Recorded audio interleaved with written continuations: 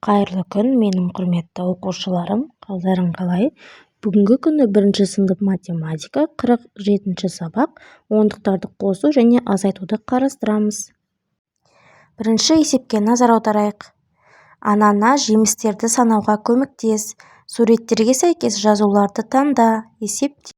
Парағымыздың сол жақ бетінде есеп берілген. Шығарып көрейік. 2 ондық қосу 1 ондық мәні қанша шығады?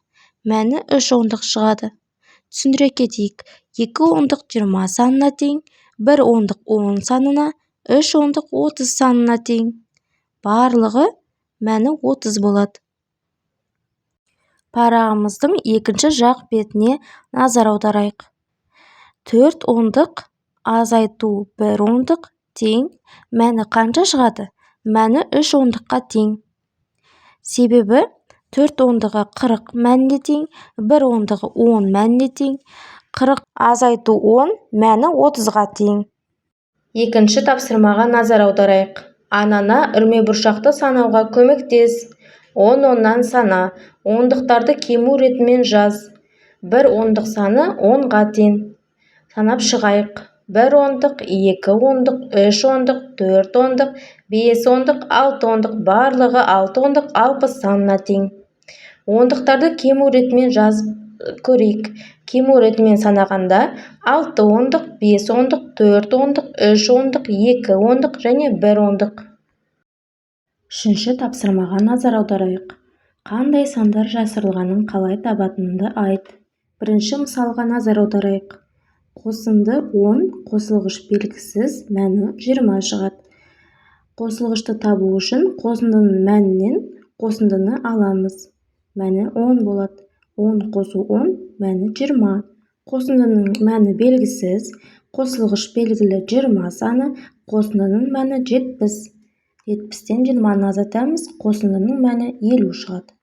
Азайғыш 90 санына тең, азайтқыш белгісіз, айырманың мәні 10 болады. Азайғышты табу үшін 90-нан 10-ды азайтамыз, 80 шығады. Азайтқыштың мәні 50-ге тең, айырманың мәні 30-ға тең. Азайғышты табу үшін айырманың мәні мен азайтқышты қосамыз, мәні 80 шығады. Қосындының мәні 20-ға тең, қосылғыш белгісіз, қосындының мәні 30-ға тең. Қосылғышты табу үшін қосындының мәнінен қосындыны аламыз. Мәні 10-ға тең. Азайғыштың мәні 50-ге тең. Азайтқыш белгісіз, айырманың мәні 40-қа тең.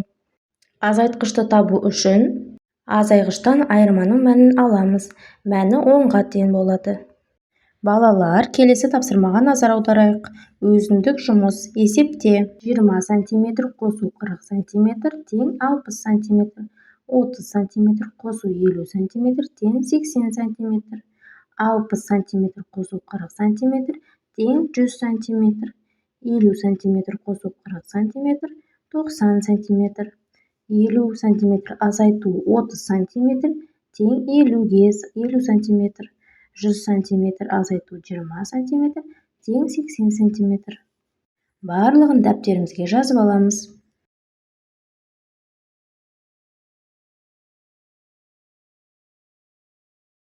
Ал балалар, 5-ші тапсырмаға назар аударайық. Сен зерттеушісің, тізбектің жалғасын тап, геометриялық фигуралардан тізбек құрастыр. Сол жақ парағымызда назар аударайық, қандай фигуралар берілген. Бірінші көк түсті дөңгелек, екінші шаршы тәріздес қызыл түсті және екі жасыл түсті үшбұрыш, одан кейін көкшіл түсті дөңгелек берілген.